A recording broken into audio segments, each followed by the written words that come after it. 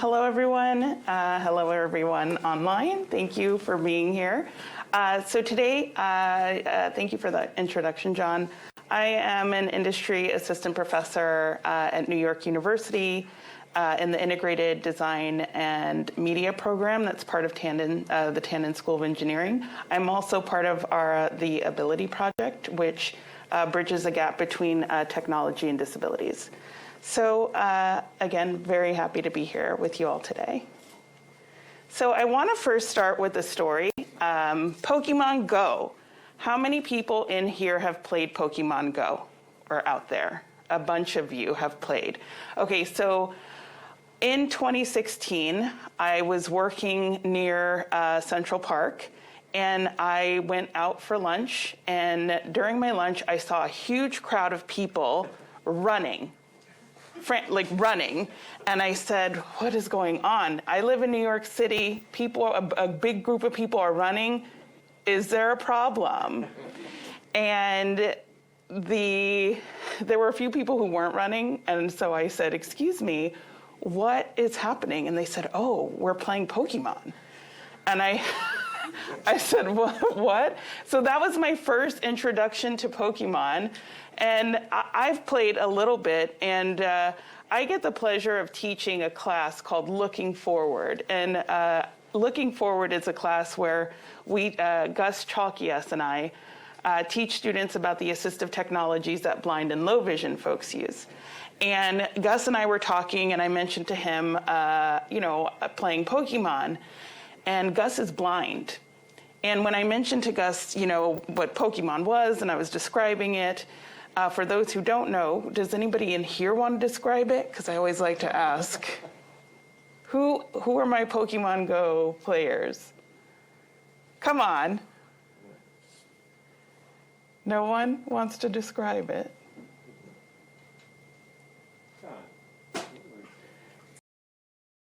Yeah, it's a game that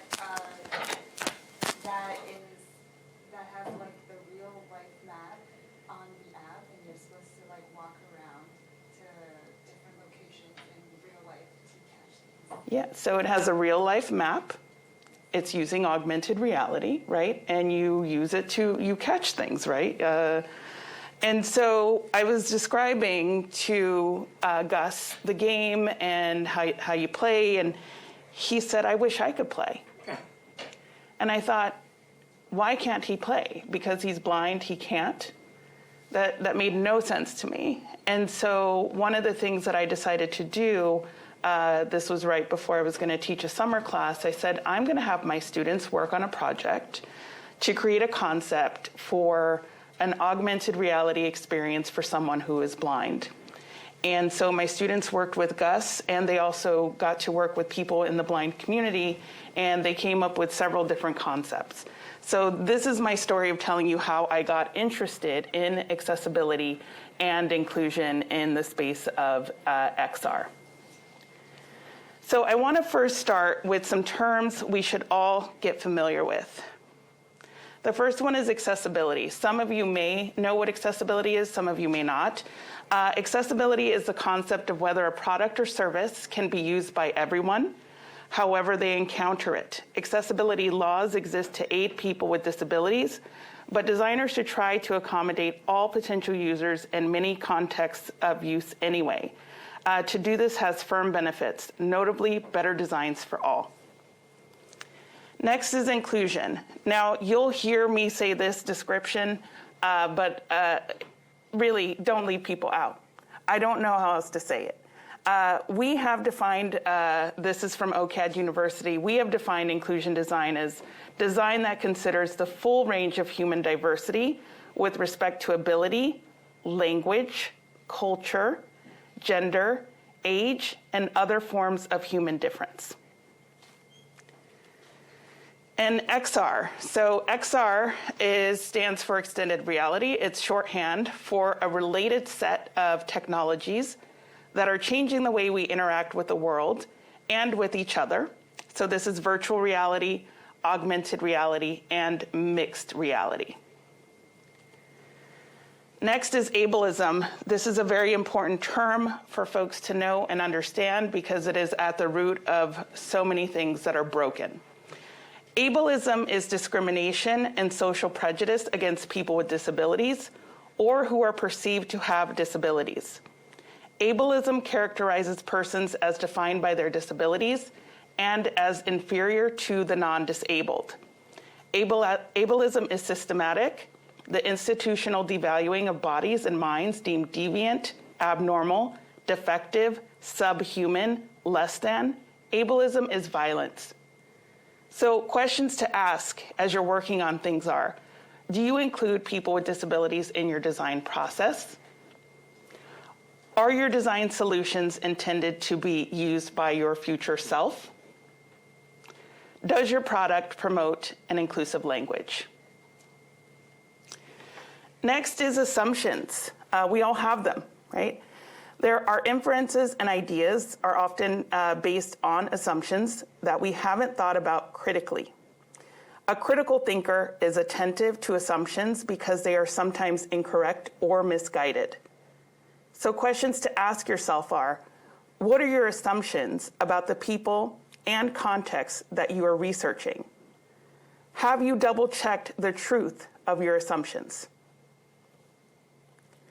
Next is bias.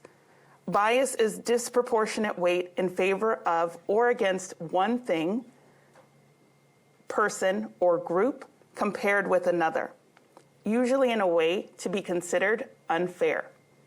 Self-correction against implicit or unconscious bias takes a lot of conscious work. So question is, have you acknowledged your biases and tried to counter them by trying to understand the perspective of others?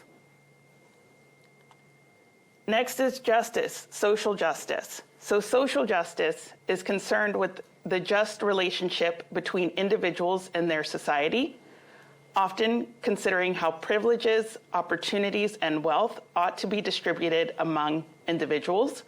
Question to ask is, how can you use your design concept to advance a social justice agenda?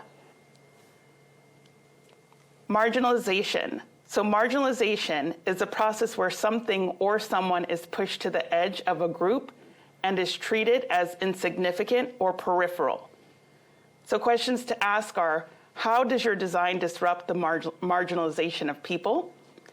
If you work with marginalized groups, how will you ensure that the work is developed from their perspective and not your own?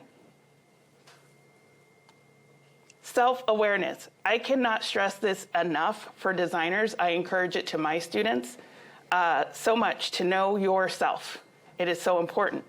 Self-awareness is having a clear perception of your personality, including strengths, weaknesses, thoughts, beliefs, motivations, and emotions. Self-awareness allows you to understand how other people perceive you, your attitude, and your responses to them in the moment. Question to ask is, how can you become self-aware enough to realize how self-aware you are not? Transformative research. Transformative research is a synonym for emancipatory research. It is a research framework that centers the experiences of marginalized communities, including analysis of power differentials that have led to marginalization, links research findings to actions intended to mitigate disparities, and has an agenda for change.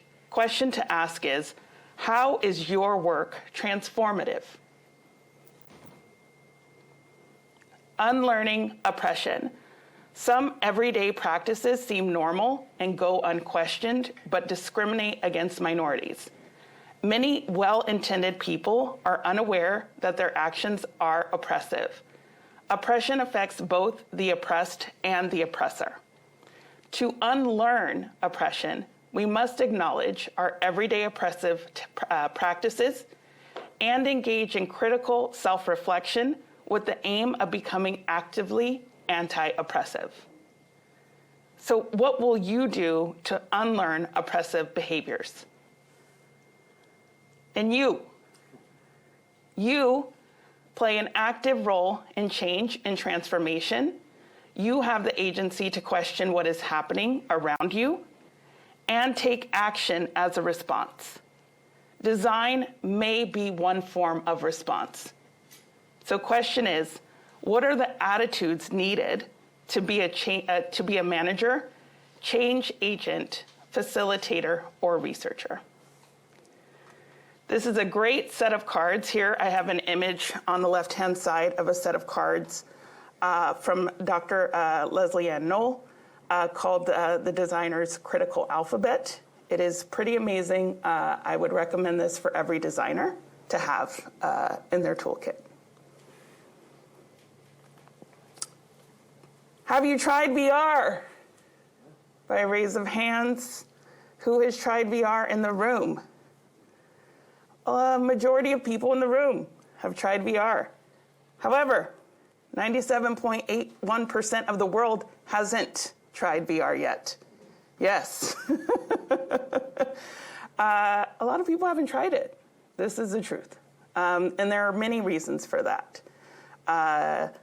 So many reasons for this. But this is from Pablo Cardenas, and he did a talk for A11Y VR meetup and talked about this in depth. Have you tried AR, augmented reality? Has anybody tried AR? Sometimes people don't know they've tried AR because filters. Anybody ever use a filter for anything? Yes, filters on your Instagram, yep, a bunch of you. So yeah, the truth is a lot more people have tried AR. So this, here I have a chart of the number of mobile augmented reality active users worldwide from 2019 to 2024.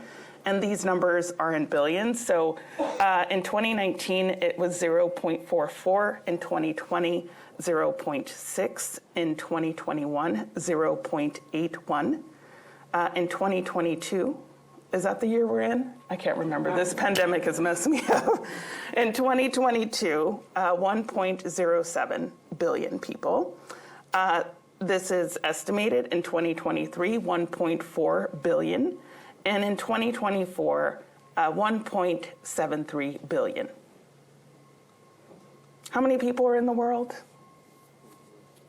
5+, right? Nobody knows. I think it's about, do you know? I think it is about 7 billion, so yeah. So currently, XR is being used with artificial intelligence, assistive technology, business and retail, communication, education, empathy, entertainment and recreation, events, gaming, health and rehabilitation, meetings, navigation, therapy, training, video programming, virtual assistants, and wayfinding. Does anybody use AR or VR for things other than entertainment in here? You do? We use VR for research. You use it for research. Okay, yeah, so research and entertainment is what the room demographic is. Okay, cool. So I wanted to touch on artificial intelligence and accessible XR. So artificial intelligence and machine learning are crucial tools in making extended reality a more realistic opportunity for everyone. For example, it's easier for software to track things like gestures and eye movements through intelligent systems, which could make augmented and mixed reality environments more immersive. However, there are gaps with artificial intelligence, extended reality, and accessibility. So those who have borne discrimination in the past are most at risk of harm from bias and exclusionary AI in the present. And when these discriminatory logics are reproduced and amplified by AI systems, they are likely to be read as authoritative, the product of sophisticated technology. Beyond biased data, additional risks are presented by the significant power asymmetries between those with the resources to design and deploy AI systems and those who are classified, ranked, and assessed by these systems. The history of disability itself can be read as a story of the ways in which various systems of classification, i.e. medical, scientific, legal, interface with social institutions and their articulations. This is to say that AI oftentimes doesn't capture disability as it should. And if we're relying on this technology, you're either disabled or non-disabled. And if you're not disabled, you will be at some point because that's life. And if there's an AI that is determining your disability or not, I don't know if we really want that. So these are things that we have to get more informed about and get more involved with, right? Because we don't want AI totally determining everything for our lives. And this is from Meredith Whitaker and team at the AI Now Institute at NYU. So there are some accessibility challenges with XR. Accessibility is often an afterthought. That's just straight up real. How many of you make stuff in here? How many of you incorporate accessibility? Be honest.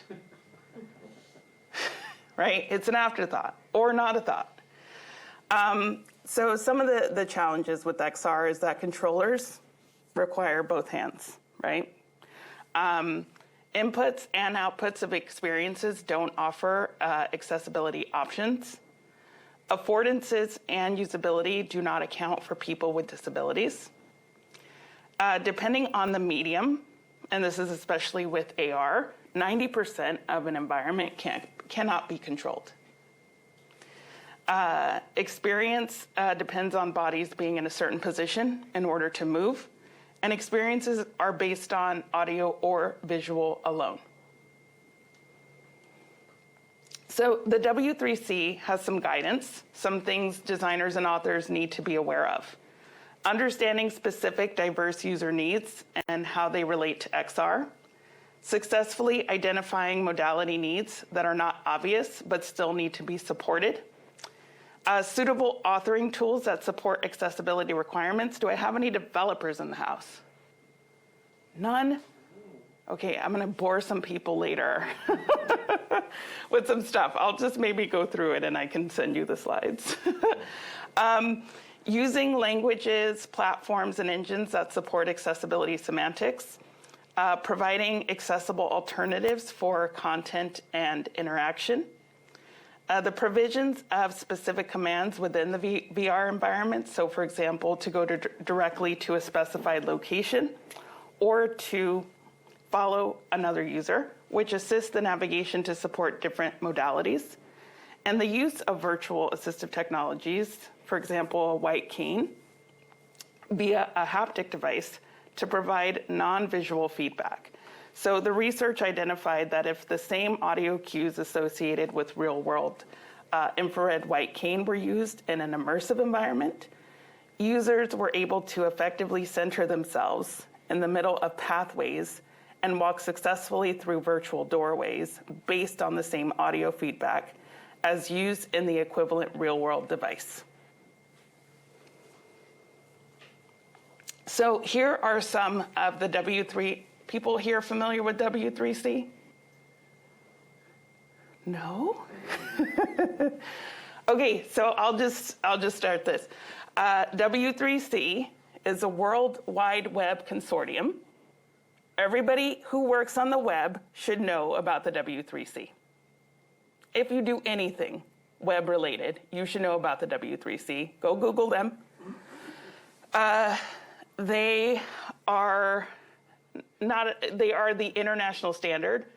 They have put forth the Web Content Accessibility Guidelines and such. They have also put out some XR user needs and requirements. So I'm going to go over some of those. So here's some of the XR user needs and requirements.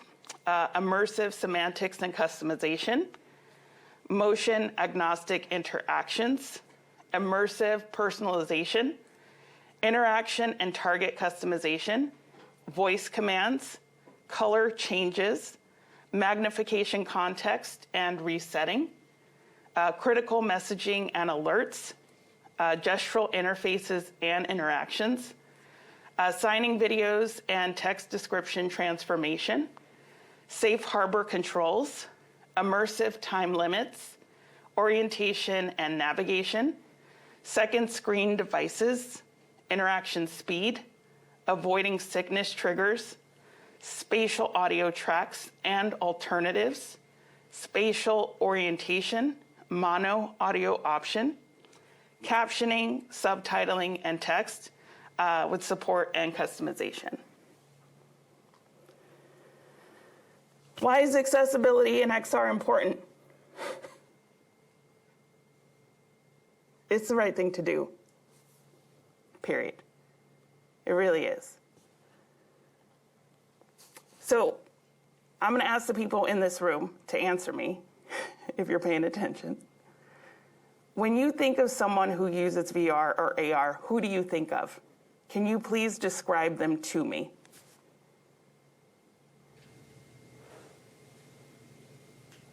I will call on people. Thank you. Thank you. I think of someone, because I'm not, I think of someone who's young and active and very tech savvy. Somebody who's young and active and tech savvy. Okay? Anyone else?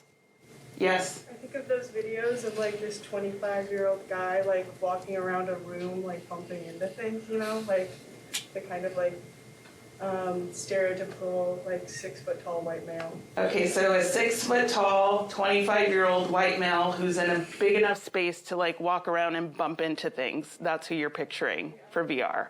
Anyone else picturing that person? Yeah, kind of. Mark Zuckerberg. But in that space. Okay, Mark Zuckerberg type, yeah. Yes? I'm picturing basically that, but 14 years old. Yeah. Okay, so 14-year-old On who's chat. maybe not as 6 feet tall, but also white male. Yes. Okay, yes, back here. I think maybe some like antisocial people. Some antisocial people. Okay, Like gamer types. gamer types. What's a gamer type? I mean, like someone who likes video games. Anybody who likes video games. Okay. Yeah, so this is very interesting to me because just a few weeks ago I was working with my grad research assistants and I asked this questions, you know, designers focus on human-centered design, but which humans are we actually focusing on?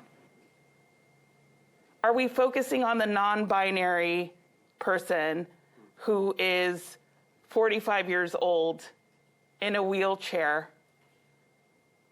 who's has low vision? The answer is no. And why aren't we, is the question I'm asking to you all. As creators, designers, developers, which humans are we actually focusing on? And does the focus need to continually be the 25-year-old or the 14-year-old white guy? Because that's what we think about when we think about a gamer. And we need to flip that and really start to think about the real humans that actually use the stuff we produce.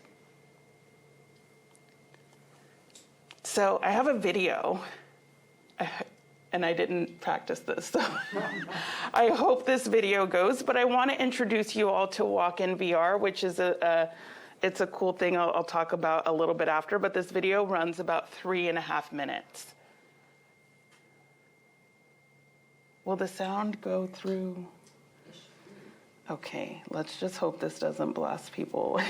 It's too loud. Wait, it's Virtual going. reality can be an amazing thing. It gives people the opportunity to experience things they wouldn't otherwise be able to, like flying or travelling through space, as well as more down-to-earth activities such as getting a good workout. It's not quite so easy for everyone though. With virtual reality, or VR, you use real-world movements to control your actions in the virtual world. This is a big part of what makes it so immersive. But what happens when your real-world movements are limited as a result of disability? It means that some VR games and experiences are simply not an option for you. For example, a game may require you to turn around, but if you use a wheelchair, that's not so easy. Some disabilities mean you can't grip things firmly, so you may not be able to hold the controllers at all, or have problems using the buttons. Thankfully, there's a solution. Walk-in VR is software that allows you to adapt the VR environment so that limitations in your movement don't have to mean limitations in gameplay. It works on the Steam platform and integrates with the Steam VR environment, meaning it can be used successfully with almost any game. Let's look at 4 ways walk-in VR can adapt virtual reality. The first is a feature called virtual movement. This is helpful for when you can't walk, but you can move your hands and hold a controller. To use it, you simply grab space with a button and then move or turn around. With a condition like spinal muscular atrophy, you might be able to hold the controllers but not maintain them at the height required by the game. In this situation, the position adaptation feature can help. This allows you to adjust the position in which the controller needs to be held to one that's more comfortable. In the simplest case, this would mean changing the height, but there are more advanced options too, like using rotation or the distance the controller is from your body. The boost feature amplifies your physical gestures. This means small movements in the real world translate to much larger ones in the VR environment, making it easier to pick up or throw virtual items. This can be particularly helpful if you have a limited range of hand or arm movements. Another feature is the ability to set different parameters for each hand. This can be helpful where one hand or arm is weaker than the other, for those that have had a stroke, say. This feature means you can compensate for the weaker arm, enabling you to bring the virtual hand up into your field of vision, something that can have a positive psychological effect if this is more than you can manage in the real world. And it's not just the position you can adjust. Some people can move the controllers well enough, but have problems with buttons and other tactile aspects of gameplay. For these people, there is the personal assistant function. This allows another person to assist the disabled player using a separate game controller. They can make helpful adjustments to the avatar's position and also perform button presses, making gameplay easier for the disabled user. There's also a large group of people who have problems holding controllers, those with some forms of cerebral palsy, for example. Attaching the controllers to yourself in some way can be uncomfortable, and they can be easily dropped. By using walk-in VR in conjunction with Kinect and potentially other tracking devices, you can interact with VR environments without the need for a controller. Indeed, many games and applications can be played this way, including workout routines. Put together, all these features mean you can finally focus on the whole point of the exercise, playing the game. Virtual reality offers a great way to have fun, work out, and try new experiences. We're so excited that we can now open these possibilities up to a wider audience. We very much welcome and look forward to your comments and feedback.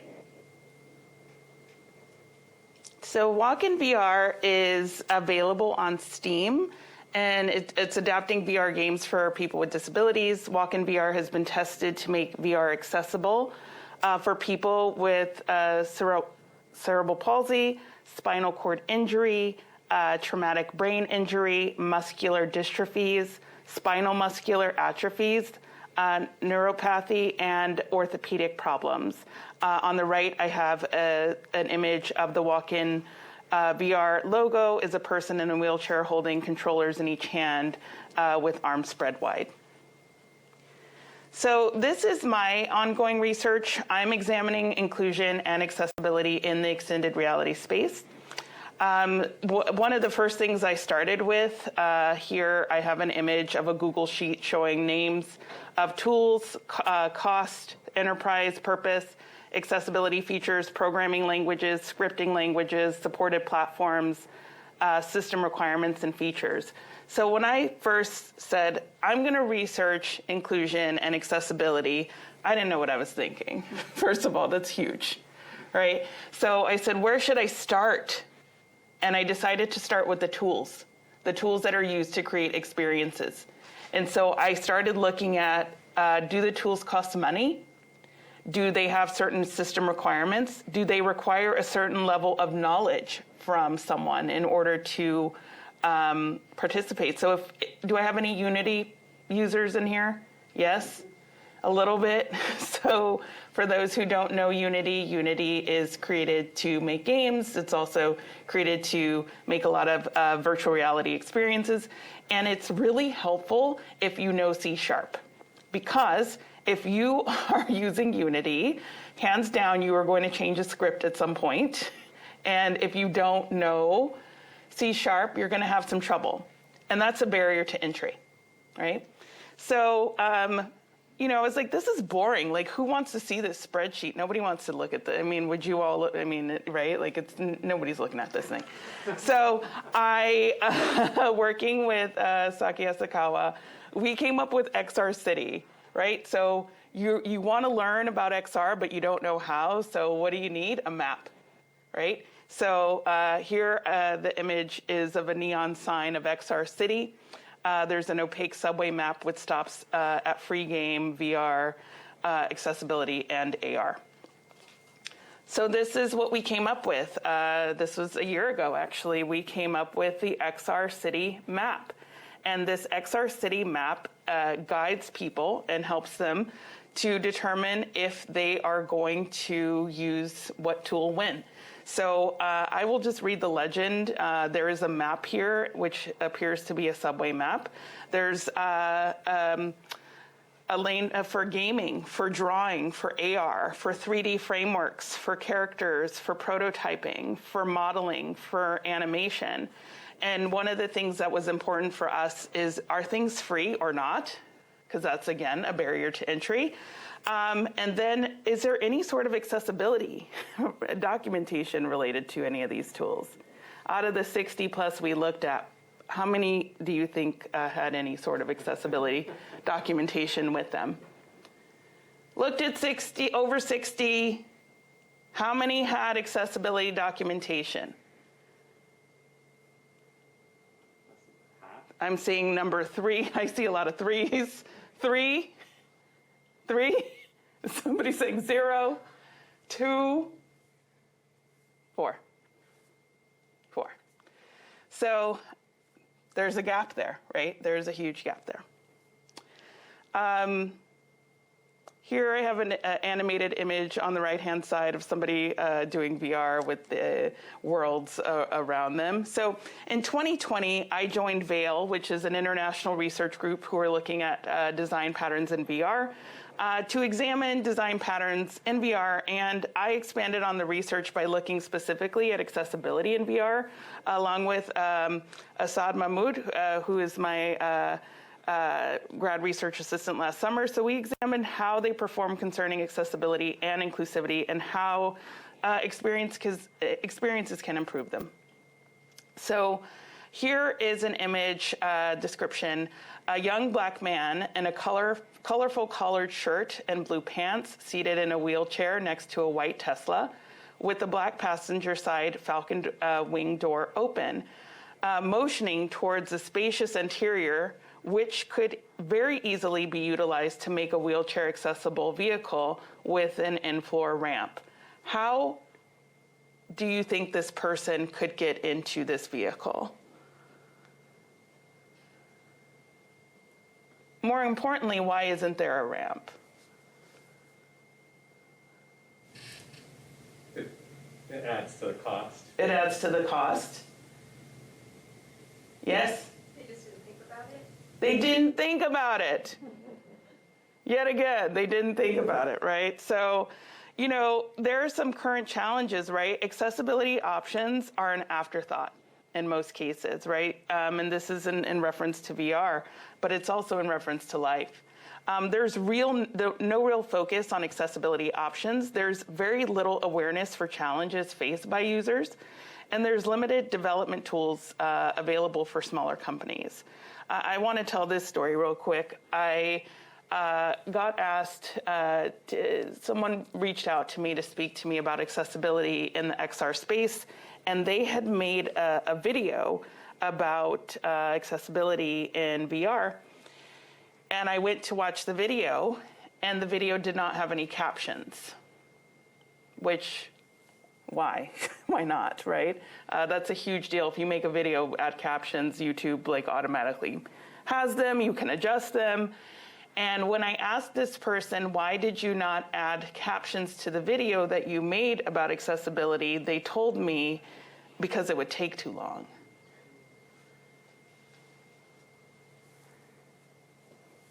What can I say?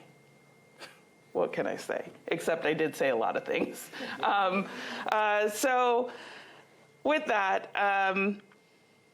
Here I have a bit of an animation of the different titles that we tried for virtual reality. Any Beat Saber users in the house? Beat Saber user, yeah, boom, boom, boom. It's a lot of fun.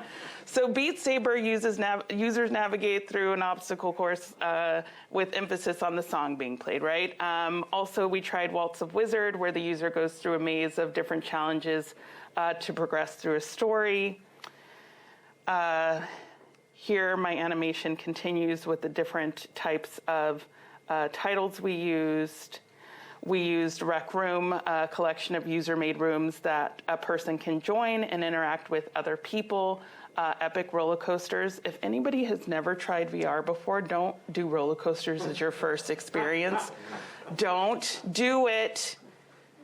And if you do a roller coaster, please be seated.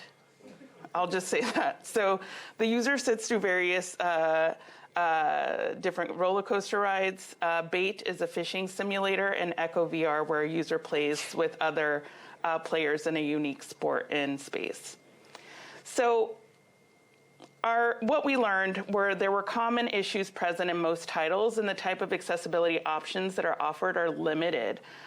Issues with accessibility options were physical reactions, psychological reactions, barriers to entry and widespread adoption, and the cost of head-mounted displays. So here on the left, I have an image of a person who's pointing with a VR headset on. So the common issues, very few accessibility options, lack of extensive tutorials in some titles, little flexibility for different play styles, and not friendly for smaller spaces. I live in Brooklyn. Literally, my couch and my refrigerator are like this close, right? Like, so I don't know who created these games or what spaces they use, but they were not in a Brooklyn apartment, because although with the Quest 2, which is what we use, you can create a boundary, I had to be super careful not to hurt myself. And as a matter of fact, I don't like really doing VR in my apartment anymore at all. I prefer like my office, which has a lot more space. So some of the accessibility options are hand tracking. Has anyone tried the hand tracking with the Quest 2? It's improving slowly. Playing while sitting, playing with one hand, haptic feedback, subtitles, room scale or stationary guardian, and different locomotion options. So hand tracking, here I have an image of hands trying to grab a button. So hand tracking, it doesn't allow full control that a user might have when using a controller. Here I have a person who is sitting on a couch with a VR headset on looking up. So playing while sitting, it's limited movement when trying to play while sitting, and inability to rotate. So a lot of the experiences, if you wanted to sit, it wasn't the best for your gameplay. I had to throw the Stanford Cup in here because I'm here. So for haptic feedback not accurate to what is happening in the experience, and usage of generic feedback for most motions. And this is a great resource for those who are interested in learning more about VR. This is on GitHub. This is called the Locomotion Vault. I will say this, if you have motion sickness to things that move, this might do something to you, because they have all these GIFs that are moving, so I'll just say that as a warning when you go into the GitHub. But some options might cause issues for the user, such as motion sickness, which a lot of people still get with VR experiences. And this is something that Assad pointed out, the cost is a barrier. So RS here stands for Indian rupee. On the left-hand side, I have a Quest 2, which is $299, but it's 50,000 rupee. In the middle is a Vive Pro, $799, 132,000 rupee. And on the right-hand side is a Valve Index. It's $999 and 165,000 rupee. So I had a conversation with someone in India a few months back, and they had just ordered a Quest 2 and said it was 1 month's salary. So for me, that's like, well, if everybody's talking about, I'm not going to say the M word, but if everybody's talking about the M word, you all know what the M word is. If everybody's talking about this being the next big thing, is it really? Because who is this for? Right? So another thing I'm working on currently is augmented reality heuristics. So our objective is to evaluate existing experiences for inclusion and accessibility, highlight and address key gaps and pain points in XR in general, understand why these issues are present, and think and create a framework, toolkit, guidelines that address current design solutions, and present guidelines for others to implement readily in their designs. And our deliverables, we hope by the end of this year to have a framework, toolkit, and guidelines for inclusive and accessible XR experiences from a content creator perspective, from a designer and developer perspective, and an actual example of an accessible experience. So this here on the right, I have two images of using Google Maps beta version of augmented reality.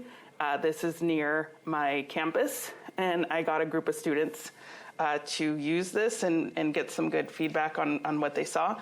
So we're examining mobile augmented reality specifically and looking to see what we can use to help content creators evaluate accessible experiences. And this is another part of my ongoing research, is working with Immersive Stories Lab Africa. In 2020, and I want to make sure I say Femi's name correctly, Femi Agbaweya created Historias Immersas, the Spanish language version of the Stories Lab, which won a journalism 360 grant from Online News. The grant supported Historias Immersas' aim to user storytelling to share the stories of underrepresented groups in Colombia. So Immersive Story Lab Africa is working with librarians in Namibia, Ghana, Nigeria, Uganda, and Zimbabwe. My team, are working with them to provide supplies and support for making experiences accessible. Some stories will be featured in my upcoming book, which I'm writing with Doug Northcook, titled Human Spatial Computing, which will be coming out next year. So this is something for everybody to think about. Everything around us has been designed, even systems of inequality. We have an opportunity when working on these technologies to make things a little bit better. And this is a quote from Antoinette Carroll, who is an amazing human. So thinking about creating a more equitable future, how can we make sure that we're designing inclusive and equitable outcomes for all, no matter how big or small the decision?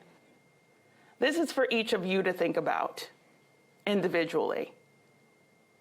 How can we make sure that we are designing inclusive and equitable outcomes for all, no matter how big or small the decision? Whether you're working on a class project or you're working somewhere. So how you can get started, start small, define what could be, get involved in groups or organizations, and celebrate the little wins. So begin learning about the XR space if you have interest. I think everybody should, because it's pretty cool to get interested in this. And look into organizations such as A11YBR, the W3C, XR Access, PEAT, XR Association. So I'm going to cover a few of them. Oh, first, so this is for you back there, because you're my developer. Everyone else, if you want to take a nap, you might, but it's okay. So these are some resources from the Microsoft from Microsoft for content creators and developers. So accessibility, these accessibility APIs enable developers to design, set, and modify game accessibility features and information in their game or VR experience.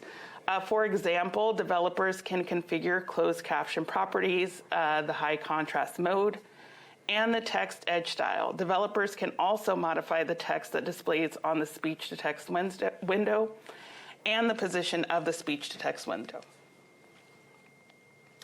For visual accessibility, there's spatial sound for app developers for Windows, Xbox, and HoloLens 2. Documentation on how to implement Microsoft's platform-level solution for spatial sound support on Xbox, Windows, and HoloLens 2, enabling both surround and elevation audio cues. The spatial sound APIs within allow developers to create audio objects that emit audio from positions in 3D space. Dolby Games and Dolby Atmos, Dolby Sight with great conceptual documentation on spatial sound. Included are links to Dolby Atmos resources for WISE, I'm just spelling it out, FMOD, Xbox, PC, and mobile. Project Acoustics, documentation, and tools for Wave Acoustics engine that simulates acoustics as sound travels through 3D environments. It's great for sighted developers designing audio accessibility in their games, as they can use this technology to see how the sound in their game travels and interacts within game objects. I love that you're paying attention. I'm just focusing on you back there. All right, tools, cognitive accessibility. So Azure Voice, text-to-speech service with incredibly natural sounding synthesized voices that can be implemented into games. Azure PlayFab Party Overview, a low latency can and data communication solution for cross-platform and cross-device multiplayer games. The voice and text features in Party can be used as a standalone chat solution and can provide accessible communication in games. So PlayFab Party speech to text and text display UX guidelines for using. PlayFab to provide accessible speech to text communication support in games. There's also PlayFab Party text to speech, say that 5 times fast, and text input UX guidelines, so guidelines for using PlayFab to provide accessible text to speech communication support in games. For Unity, where am I Unity? There's accessibility self-assessment tool, which is free. Simple tools that add a new window into Unity that allows developers to self-assess how accessible your game is or your experience is. Read Speaker, which is a plugin with APIs for either Unreal or Unity that can add text-to-speech capabilities to a game. Resources offer free trial and plugin installation videos.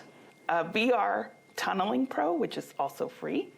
It's a VR comfort solution for Unity 5.6 and higher, and it can be dropped into almost any project for plug-and-play comfort options based on grid and periphery shrinking while moving and turning. And here's some Unity tools for visual accessibility. So there's UI accessibility plugin UAP, which is also free. A plugin for Unity that helps developers make their games more accessible for players who are blind or have low vision. It also includes a tutorial video, documentation, and support forum. Seeing VR Toolkit, it's a set of 14 tools for Unity that enhance a VR application for people with low vision by providing visual and audio augmentations. There's accessibility, text resizing, which is free. It's a one-click, 4-step, lightweight solution to add in text resizing. This is a key accessibility feature. And responsive spatial audio. So this is for immersive gaming. Free Unity plugin to help developers build accessibility for gamers without sight into 3D game environments. Did any of you know about these, my Unity people? No. Okay, cool. All right, for Unreal, any Unreal people in the house? No, okay. So for visual accessibility, how to support screen readers, guide to implement screen reader support into the game. There's Accessible Reality's Unreal plugin to make video games and XR accessible for people who are blind or have low vision. Spatialization API references. So Unreal classes related to spatial audio, each including references, syntax, and more. Working with audio in Unreal. So it's a resource filled with documentation developers can use to create immersive and accessible audio experiences in their game. Spatial audio temple demo level. So demo level where developers can experience how Unreal can create a great spatial audio experience. Resource also includes a guide developers can use when exploring the level. I'm almost through this, but I want to put it out there in the world. Unreal tools, so audio and accessibility, how to enable subtitles, so guide on how to enable subtitles into the game. Yellow Subs Machine, which is a paid thing, it's not free. Customizable subtitle solution for Unreal Engine 4. Covers as many legal and best practice recommendations as possible. And player requested features such as toggleable speaker color, displaying the speaker's tone of voice, and more. And Unreal Tools, colorblind accessibility. So there's a colorblind widget, which helps developers apply colorblind correction settings to the game window. And cognitive accessibility, so Read Speaker, a plugin with APIs for either Unreal or Unity, I already mentioned this one, that can add speech-to-text capabilities to a game. I made it through that, but I wanted to put that out there in the world. So for those of you who have interest in accessibility and VR, I recommend checking out the A11Y VR meetup. They meet monthly. But you can also find previous past events on YouTube.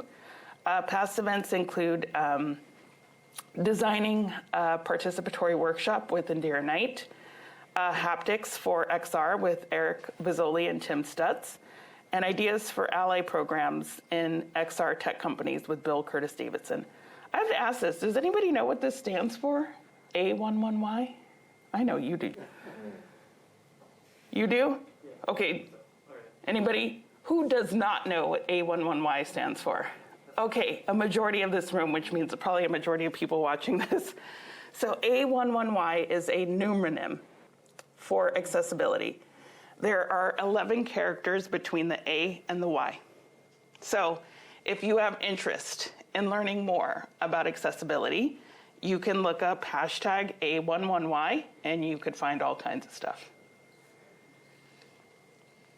The W3C, y'all know now, you Google it and you'll learn about it, right? The W3C created the Web Content Accessibility Guidelines, and they're working on guidelines related to XR. There is XR Access, which I am a member of, proud member of. It's a community committed to making virtual, augmented, and mixed reality accessible to people with disabilities. There's a symposium coming up. It'll be virtual this year in June. So if you're interested, go to xraccess.org. It's a really wonderful, wonderful organization started by folks at Cornell Tech.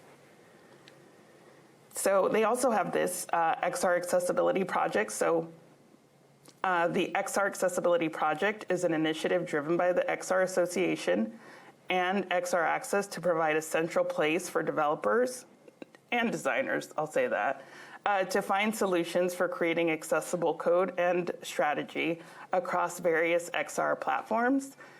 We were inspired by developers, key players in ensuring that this technology is accessible, who reported challenges in finding accessible code snippets. So it features strategies, code, and tutorials to solve accessibility problems across a wide range of platforms. An index that points to resources all over the internet, organized by platform, validation of resource usability and functionality, a contribution form for adding additional resources. So if you're interested and you're working on stuff, you can add to it to put it out there open source. I want to publicly thank my grad assistants who I've worked with for the last few years, Kayu Liu, Saki Asakawa, Asad Mahmood, Blessing Amole, and Lauren Chun. So thank you all. I appreciate you all so much. And my last question for all of you is, what will you do to make a more equitable future? Anybody care to answer?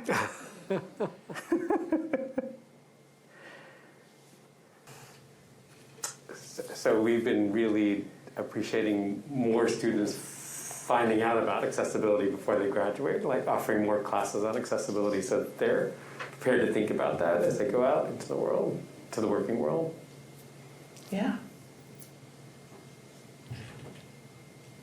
Anyone else?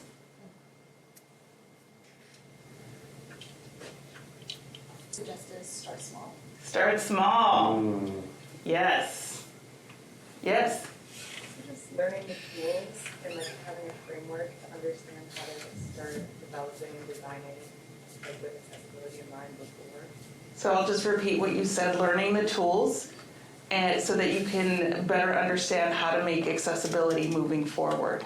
Yeah, and frameworks. Yeah, that's great. Yes.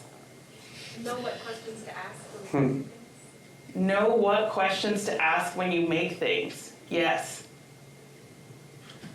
Yeah. Along the lines of that, and something you said earlier, always asking like who you're leaving out of the design process at every stage. Yeah, who are you leaving out from the very beginning? Yeah, who are you excluding from the very beginning?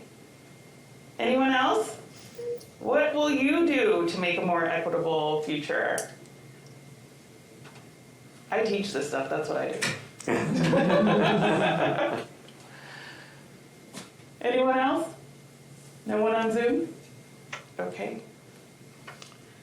So this quote from Nipsey Hussle I'll leave you with. So thank you for whoever was on Zoom and said start small. So if you start small and build on what you have, you can continue to multiply that into something greater while picking up all the valuable lessons along the way from the late great Nipsey.